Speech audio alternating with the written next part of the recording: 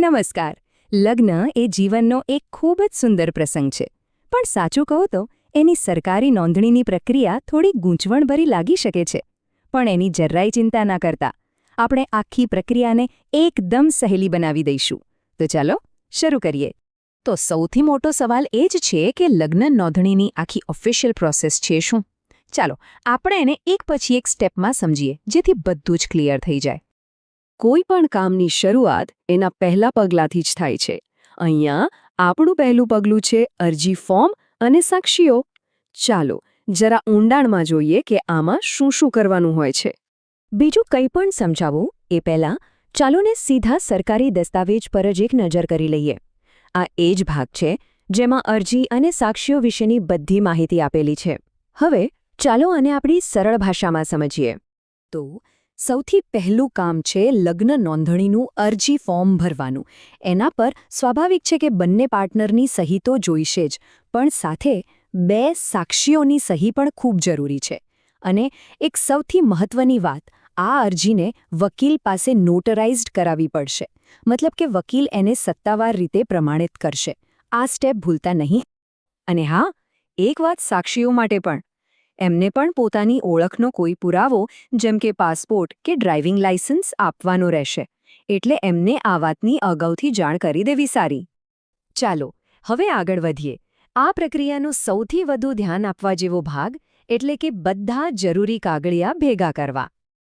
ફરી એકવાર આપણે સરકારી દસ્તાવેજ પર નજર કરીએ. અહીંયા યુગલ અને તેમના માતા-પિતા માટે કયા કયા ડોક્યુમેન્ટ્સ જોઈશે એનું લિસ્ટ છે. ચાલો આ બધી વિગતોને વ્યવસ્થિત રીતે સમજી લઈએ. ઓકે, તો હવે યુગલ માટે કયા ડોક્યુમેન્ટ્સ જોઈશે એની વાત કરીએ. ધ્યાનથી સાંભળજો. પહેલું, બંનેના આધાર કાર્ડ. બીજું, જન્મના પુરાવા માટે બર્થ સર્ટિફિકેટ અથવા સ્કૂલ લિવિંગ સર્ટિફિકેટ ચાલે. ત્રીજું, લગ્નની કંકોત્રી. ચોથું, બંનેના અલગ અલગ પાસપોર્ટ સાઇઝ ફોટા. અને હા, પાંચમું ખાસ, લગ્નવિધિનો એક જોઈન્ટ ફોટો. અને છેલ્લે, જો અગાઉના લગ્નથી કોઈ સંતાન હોય તો એના વિશેનું એક ઘોષણાપત્ર પણ જોડવાનું રહેશે. હવે યુગલ સિવાય તેમના માતાપિતાની પણ કેટલીક વિગતો જોઈશે. એમાં બંને પક્ષના મમ્મી પપ્પાના આધાર કાર્ડ, એમના પૂરા નામ, રહેઠાણનું સરનામું અને મોબાઈલ નંબર આપવાનો રહેશે. સારું, તો માની લો કે બધા કાગળિયા ભેગા થઈ ગયા. પછી શું? ચાલો હવે સીધા ફાઇનલ સ્ટેજમાં જઈએ, જ્યાં અરજી સબમિટ થાય છે અને આખી પ્રોસેસ પૂરી થાય છે. આ દસ્તાવેજમાં આગળના સ્ટેપ્સ સ્પષ્ટ રીતે બતાવ્યા છે. આ એ સત્તાવાર પ્રક્રિયા છે જેને રજિસ્ટ્રાર અનુસરે છે. આનાથી ખાતરી થાય છે કે બધું નિયમ પ્રમાણે જ ચાલી રહ્યું છે.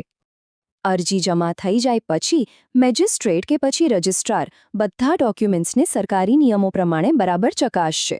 આ એક સ્ટાન્ડર્ડ પ્રોસેસ છે, એટલે એમાં ગભરાવા જેવું કંઈ નથી. અચ્છા, એક વાત જાણવા જેવી છે. કેટલાક ખાસ કિસ્સાઓમાં અરજીને આગળની તપાસ માટે જિલ્લા કે તાલુકા રજિસ્ટ્રારને પણ મોકલવામાં આવી શકે છે. આ પણ પ્રક્રિયાનો જ એક ભાગ છે. અને હા, એક વાત ખાસ યાદ રાખવા જેવી છે: સમય. આ આખી ચકાસણીની પ્રક્રિયામાં સામાન્ય રીતે લગભગ 30 દિવસ જેટલો સમય લાગી શકે છે, એટલે એ પ્રમાણે પ્લાનિંગ કરવું સારું. એકવાર બધી ચકાસણી સફળતાપૂર્વક પૂરી થઈ જાય પછી એક ક્ષણ આવે છે જેની સૌ રાહ જોતા હોય છે. રજિસ્ટ્રાર સત્તાવાર રીતે મેરેજ સર્ટિફિકેટ તૈયાર કરે છે. તો બસ, આપણે લગભગ છેડે પહોંચી ગયા છીએ. ચાલો આખી વાતને ફટાફટ ફરી એકવાર સમજી લઈએ અને મુખ્ય મુદ્દાઓ યાદ કરી લઈએ. આખી પ્રોસેસને આપણે 4 સહેલા સ્ટેપમાં યાદ રાખી શકીએ. પહેલું, અરજી ભરો અને સહીઓ કરાવો. બીજું, બધા જરૂરી ડોક્યુમેન્ટ્સ જોડી દો.